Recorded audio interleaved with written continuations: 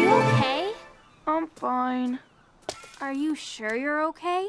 Yeah. What character does Steven remind me of here? Something from Spirited Away, I think. The baby? No, the baby after he's turned into a mouse. Yeah, that's it. So, is this fence new? This episode has a recurring theme of uninteresting things leading to bigger plot points. This fence, Connie taking Steven's juice, the episode bringing attention to Connie's glasses. Steven's a fucking prey animal in this shot, his eyes on the side of his head. What? Do you care about me or something? Yes. Not only are all the voice actors on point in this episode, but we have that same storyboard artist who drew all those awesome faces in Joking Victim. I like having those faces in a really good episode. I'm a gem warrior. I'm not gonna fall. Is this like not Amethyst's fault, or is it like 50-50? It's not like she wasn't careful, she didn't know the ground would collapse underneath her, though none of this would have happened if she wasn't near the cliff in the first place. So I ran down there as fast as I could. I nearly forgot that this episode is a story told by Steven in a show that takes place entirely from Steven's point of view. That's like point of view Inception, meta point of view from his point of view. That's weird. You sure you're okay? Yes, Steven, I'm fine. Except for this. It's kind of fucking horrifying that when a gem is cracked, it's not painful. Gems have a pain response when their bodies are hurt, but not their gems? Makes me think of when people got lethal doses of radiation and didn't know anything was wrong until they started vomiting and losing hair.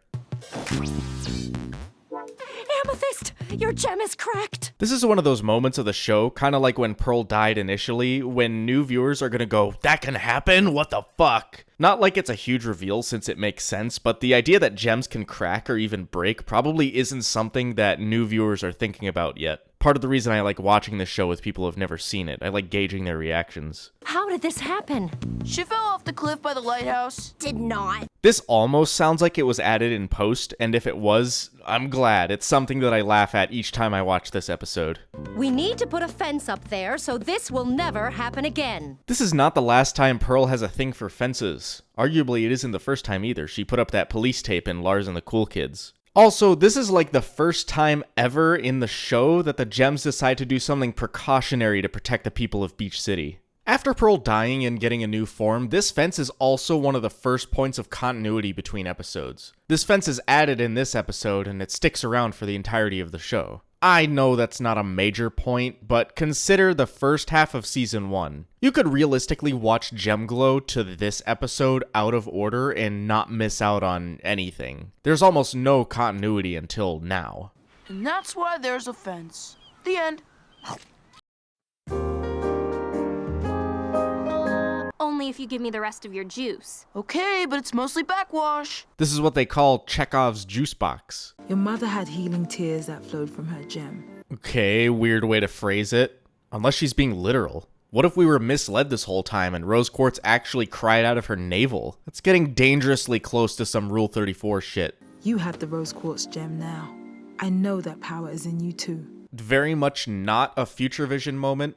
Garnet is trying to give Steven an ego boost in hopes that he has healing powers, but she has no idea if he actually does. Alright, Garnet, I know you're stressed out about this, but you gotta relax your shoulders, man. Your muscles are gonna be sore. That goes for all you watching. Soften your forehead, relax your shoulders, unclench your jaw.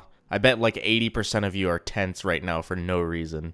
I guess I'm just too tough to cry. Just today you were crying about snakes. They don't have any arms. I like this joke, but characters do a lot of crying in this show. There's this long-running joke about how character development is done mostly through singing or crying, which is only partially true, but it has some basis. I'd say like 30 to 40% of major character development happens this way. I'm not gonna re-reverse all these lines, it's been done, you can find it on YouTube. There isn't anything important or worth talking about said during any of them. And in the center of the garden?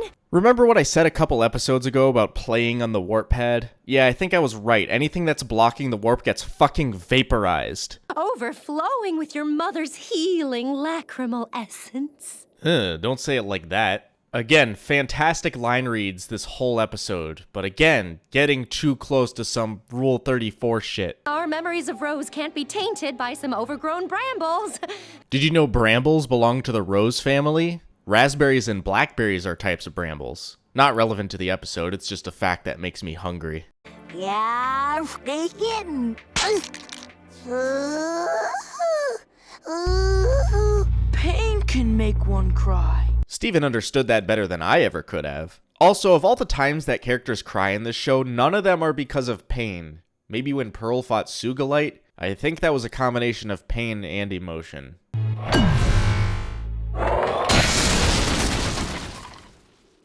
I needed that. This way. We could have probably gotten in without hurtling a giant rock into Rose's most precious sanctuary.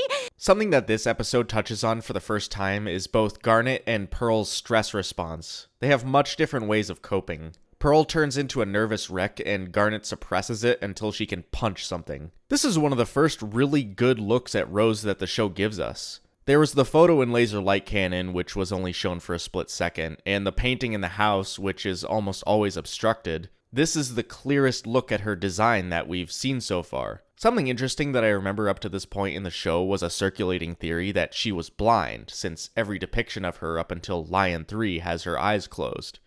Oh, I'm getting emotional. Never noticed this before, but when Garnet and Pearl turn their heads towards Steven, Amethyst turns her foot where her head should be. Good gag, and it took me over a decade to notice it.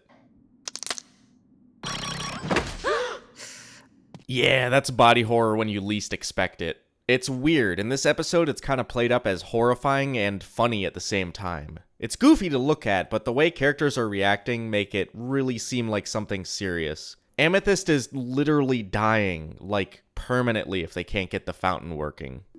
I mean, I don't know how to feel about you, but everybody else does.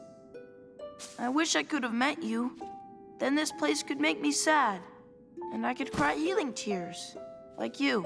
God, this is such an important scene. It sums up like the entirety of Steven's goals as a character. He wants to live up to his mom, but he has no idea what she was like other than what the gems and his dad tell him. How do you continue a legacy of someone that everyone thinks was already perfect? Where do you go from there? How can he continue her legacy if he doesn't even have her powers yet? This is a look at Rose's power to create sentient plant life. That kind of got touched on with the moss in Lars and the Cool Kids, but this time it's more clear-cut. I wonder if she intentionally created them before Steven was born, or somehow they started growing on their own in the fountain water and gained sentience on their own. I'm guessing the latter.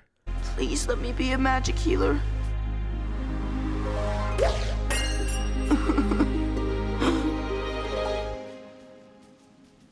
Oh, come on! I kind of like that this doesn't work, partly because having healing spit sets his powers apart from Rose's, but also because it shows that he can't just cry his problems away. You gotta put some effort into it. Why does the statue's eyelids move? It's kind of creepy.